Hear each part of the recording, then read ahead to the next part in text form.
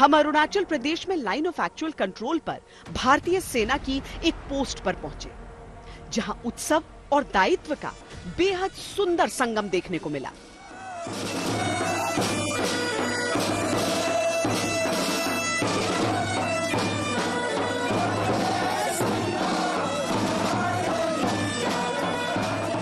अपनी संस्कृति, अपने संस्कार, अपने उत्सवों, अपने देश को संजोए हमारे ये जवान, बरसते बादल हो, गिरती बर्फ हो, फिसलती जमीन हो या सामने दुश्मन का छल, हमारे ये सैनिक, हमारे ये योद्धा किसी भी परिस्थिति में तैयार रहते हैं। आज अपनी पहाड़ी धुनों पर गढ़वाल के ये जवान झूम कर नाच रहे हैं, जैसे जिंदगी तो खुशहाल है। ये अपनी समस्याओं को याद नहीं रखते हैं, ये सिर्फ अपनी हिम्मत को याद रखते हैं, अपने हौसले को याद रखते हैं। इसीलिए आज अगर आप इनके कदम ताल को यहाँ पर देखेंगे तो आपको इनकी उस कदम ताल में भी देश की रक्षा का वो संकल्प ही नजर आएगा। देश के किसी भी हिस्से से रहें, ये हैं हिंदुस्तान के रक्षक। अपनी इस भूमिका को ये अच्छी तरीके से समझते हैं। इस गीत, संगीत, उत्सव, नृत्य के बीच आप उस हौसले को भी ध्यान में रखिए। इस वर्दी में अगर आपको अभी एक कलाकार, एक खुशहाल व्यक्ति दिख रहा है, तो ये भी समझिए कि इसी वर्दी में वो दिल भी धड़कता है जो केवल हिंदुस्तान की लय पर धड़कता है। ये भारतीय सेना के संस्कारों का अद्भुत दृश्य है, जो एक पल को भी अपनी जिम्मेदारी नहीं भूलते, लेकिन खुश रहने के लिए इन्हें किसी कारण की आवश्यकता नहीं होती। तो सबसे बड़ी चीज हो जाती है मोटिवेशन सबका, और खासकर जब चुनौतियां ही चुनौतियां हमारे थी। कैसे मोटिवेटेड रखते हैं? एक दूसरे का साथ और विश्वास, जोश और जुनून, एक दूसरे पे भरोसा, बस यही सब मेरे को लगता है एक क्वालिटीज है इंडियन आर्मी के सोल्जर्स की। बट मैं समझता हूँ कि सबसे ज्यादा जो हमारी ताकत है वो है हमारे देशवासियों का हमारे पे अटूट विश्वास। जिस प्रकार से हमारे देश के लोग अपनी आर्मी को इतना प्यार और मान सम्मान देते हैं, उसके सामने कोई भी चुनौती बड़ी नहीं है। दीपावली है, घरों की याद तो होगी ही, पर देश की फिक्र ज्यादा है। शाम को सभी साथियों के संग पर्व मनाने की योजना है, पर ड्यूटी में चूक बिल्कुल नहीं। देश के सबसे सुदूर पूर्वी मोर्चे पर जहां पर हम हैं, लगभग 15,000 फीट की ऊंचाई है। 15,000 ऑल्टीट्यूड के हिसाब से वो ऊंचाई होती है जहां पर आपको तमाम तरह की सेहत की दिक्कतें होती हैं। लेकिन वहां पर आप हमारी फौज की एक पोस्ट के नजदीक देखते हैं ये बोर्ड, जिसमें लिखा होता है कि अपने हौसलों को मत बताओ कि तुम्हारी परेशानी कितनी बड़ी है, अपनी परेशानी को बताओ कि तुम्हारा हौसला कितना बड़ा है। इसके आगे क्या कहने की जरूरत है। लेकिन इस तरह से देखिए, यहाँ पर लगातार बरसात हो रही है, जमीन का हाल आप देख रहे हैं, पानी पानी। और इसमें अगर आप एक ऐसी ड्यूटी पर तैनात है कि आप मेरी तरह से यूं छाता लेकर नहीं आ सकते हैं, तो परेशानियां कितनी होती हैं। बहुत परेशानियां रहती हैं यहाँ पर। हाँ मैम, परेशानी तो होती है। यहाँ पे हाई एल्टीट्यूड इलाका होने के कारण यहाँ पे ठंड की बहुत मार है।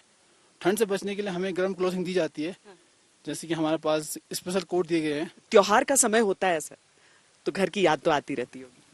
मैम ऑफ कोर्स घर की याद तो सभी को आती है मैम, और मुझे भी थोड़ा थोड़ा याद आ रही है अपने घर की। लेकिन अब यही फौज मेरा परिवार है, और जब हमें बहुत अच्छा लगता है जब हम मिलकर ऐसे प्रोग्राम को सेलिब्रेट करते हैं। अंदर से खुशी होती है कि हमारा परिवार हमारे साथ है और हमारे घर वाले भी हमारे साथ है। आपकी उम्र पूछ सकती हूँ? मैम मेरी उम्र है अभी 20 साल है। 20 साल की उम्र है बस आपकी। देखिए, बहुत बार ना हम अपनी सारी मुश्किलों के बारे में ही सोचते रहते हैं।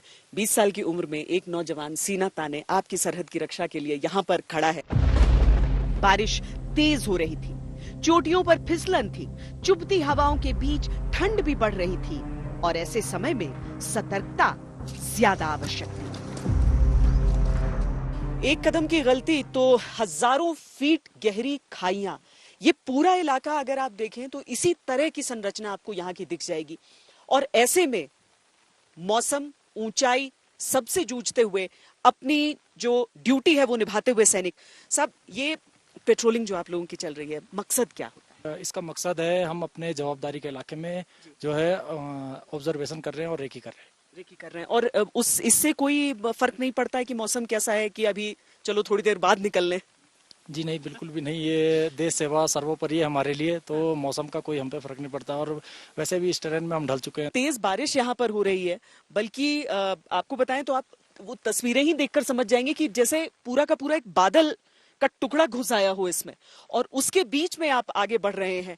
सब ये जो बैग्स आप लोग लेकर चलते हैं, इसमें क्या चीजें होती हैं और क्यों ये जरूरी है कि आप लोग कैरी करें इसको?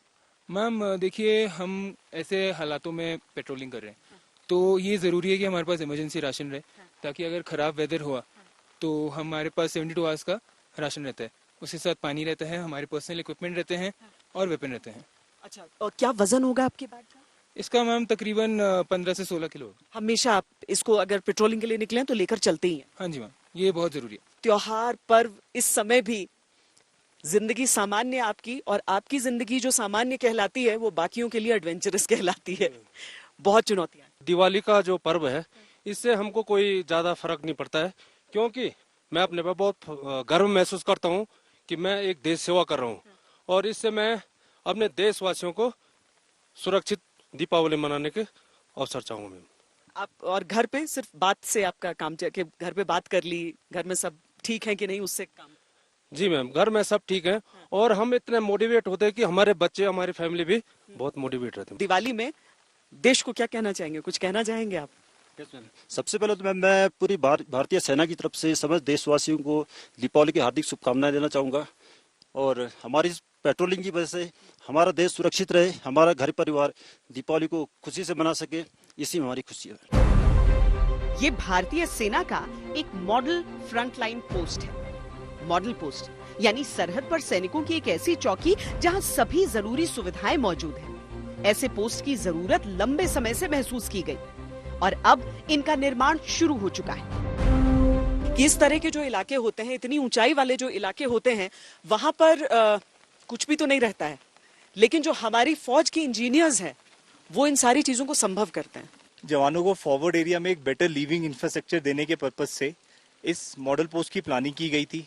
जैसा कि आप पीछे देख रहे हैं, जो डबल स्टोरी लिविंग शेल्टर है, इतनी ऊंचाई में और इतने फॉरवर्ड एरिया में इंडियन आर्मी द्वारा पहली बार बनाया गया है। और उसके पानी की प्रॉब्लम को सॉल्व करने के लिए यहाँ पर कई किलोमीटर लंबी पाइपलाइन डाली गई है। इलेक्ट्रिसिटी के लिए मेड इन इंडिया के अंतर्गत हाइब्रिड इलेक्ट्रिफिकेशन सिस्टम को स्टैब्लिश किया गया है, जिससे कि यहाँ पर 24 आवर्स इलेक्ट्रिसिटी रह सके। ये इंडियन आर्मी का सबसे पहला मॉडल पोस्ट है।